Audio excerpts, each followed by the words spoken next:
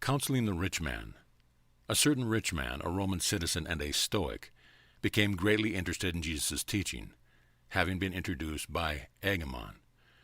After many intimate conferences, this wealthy citizen asked Jesus what he would do with wealth if he had it. And Jesus answered him, "I would bestow material wealth for the enhancement of material life, even as I would minister knowledge, wisdom, and spiritual service for the enrichment of the intellectual life, the ennoblement of the social life, and the advancement of the spiritual life.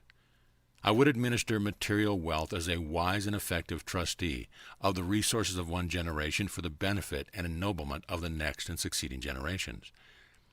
But the rich man was not fully satisfied with Jesus' answer. He made bold to ask again, "But what do you think a man in my position should do with his wealth? Should I keep it or should I give it away?" And when Jesus perceived that he really desired to know more of the truth about his loyalty to God and his duty to men, he further answered, "My good friend, I discern that you are a sincere seeker after wisdom, and an honest lover of truth. Therefore I am minded to lay before you my view of the solution of your problem having to do with the responsibility of wealth. I do this because you have asked for my counsel, and in giving you this advice, I am not concerned with the wealth of any other rich man. I am offering advice only to you and for your personal guidance. If you honestly desire to regard your wealth as a trust, if you really wish to become a wise and efficient steward of your accumulated wealth, then would I counsel you to make the following analysis of the source of your riches. Ask yourself, and do your best to find the answer honest. Whence came this wealth? And as a help in the study of the sources of your great fortune, I would suggest that you bear in mind the following 10 different methods of amassing material wealth. 1. Inherited wealth. Riches derived from parents or from other ancestors. 2. Discovered wealth. Riches derived from the uncultivated resources of Mother Earth. 3. Trade wealth. Riches obtained as a fair profit in the exchange and barter of material goods. 4. Unfair wealth. Riches derived from the unfair exploitation or the enslavement of one's fellows. 5. Interest wealth. Income derived from the fair and just earning possibility of invested capital. 6. Genius wealth. Riches accruing from the rewards of the creative and inventive endowments of the human mind. 7. Accidental wealth. Riches derived from the generosity of one's fellows or taking origin in the circumstance of life. 8. Stolen wealth. Riches secured by unfairness, dishonesty, theft, or fraud. Trust funds. Wealth lodged in your hands by your fellows for some specific use, now or in the future. And 10. Earned wealth. Riches derived directly from your own personal labor, the fair and just reward of your own daily efforts of mind and body. And so, my friend, if you would be a faithful and just steward of your large fortune, before God and in service to men, you must approximately divide your wealth into these 10 grand divisions, and then proceed to administer each portion in accordance with the wise and honest interpretation of the laws of justice, equity, fairness, and true efficiency. Albeit, the God of heaven would not condemn you if sometimes you erred, in doubtful situations, on the side of merciful and unselfish regard for the distress of the suffering victims of the unfortunate circumstance of mortal life.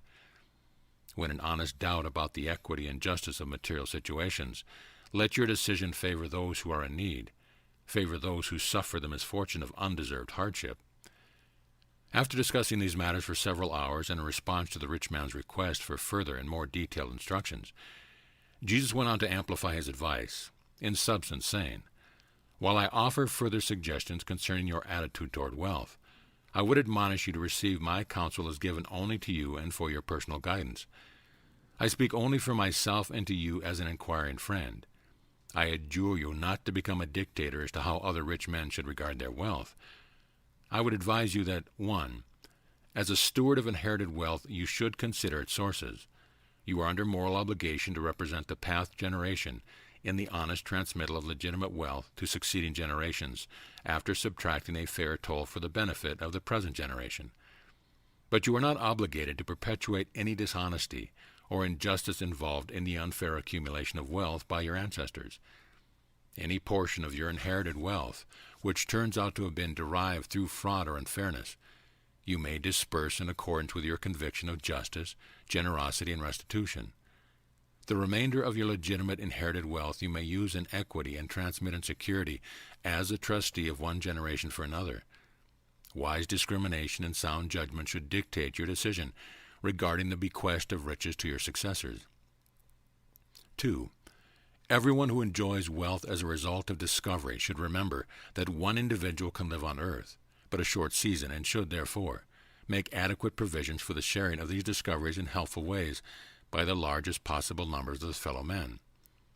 While the discoverer should not be denied all reward for efforts of discovery, neither should he selfishly presume to lay claim to all of the advantages and blessings to be derived from the uncovering of nature's hoarded resources. 3. As long as men choose to conduct the world's business by trade and barter, they are entitled to a fair and legitimate profit. Every tradesman deserves wages for his service. The merchant is entitled to his hire. The fairness of trade and the honest treatment accorded one's fellows in the organized business of the world create many different sorts of profit wealth, and all these sources of wealth must be judged by the highest principle of justice, honesty, and fairness.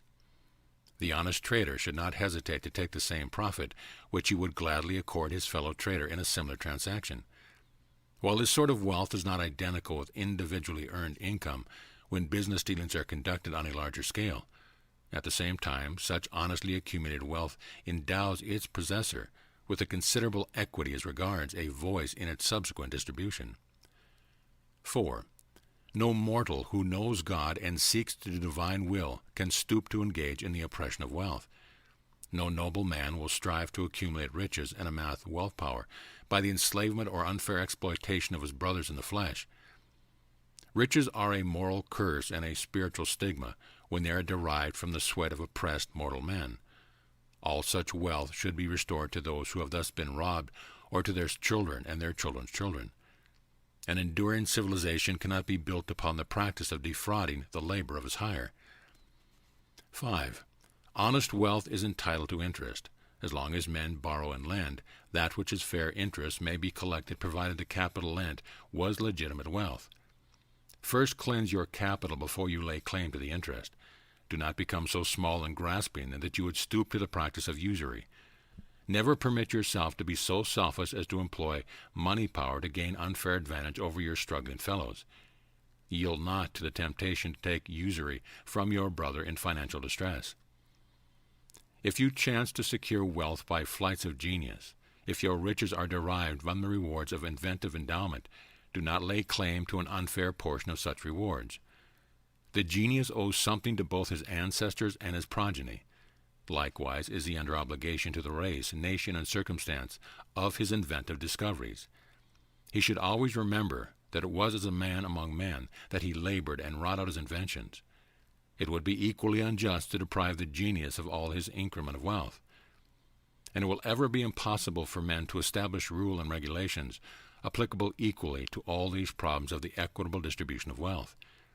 You must first recognize man as your brother, and if you honestly desire to do by him as you would have him do by you, the commonplace dictates of justice, honesty, and fairness will guide you in the just and impartial settlement of every recurring problem of economic rewards and social justice. 7. Except for the just and legitimate fees earned in administration, no man should lay personal claim to that wealth which time and chance may cause to fall into his hands. Accidental riches should be regarded somewhat in the light of trust to be expended for the benefit of one's social or economic group. The possessors of such wealth should be accorded the major voice in the determination of the wise and effective distribution of such unearned resources. Civilized man will not always look upon all that he controls as his personal and private possession. 8. If any portion of your fortune has been knowingly deceived from fraud, if aught of your wealth has been accumulated by dishonest practice or unfair methods, if your riches are the product of unjust dealings with your fellows, make haste to restore all these ill-gotten gains to the rightful owners. Make full amends, and thus cleanse your fortune of all dishonest riches. 9. The trusteeship of the wealth of one person for the benefit of others is a solemn and sacred responsibility. Do not hazard or jeopardize such a trust. Take for yourself of any trust only that which all honest men would allow. 10. That part of your fortune which represents the earning of your own mental and physical efforts, if your work has been done in fairness and equity, is truly your own. No man can gainsay your right to hold and use such wealth as you may see fit, provided you exercise of this right does not work harm upon your fellows. When Jesus had finished counseling him, this wealthy Roman arose from his couch, and in saying farewell for the night delivered himself of his promise. My good friend, I perceive you are a man of great wisdom and goodness, and tomorrow I will begin the administration of all my wealth in accordance with your counsel.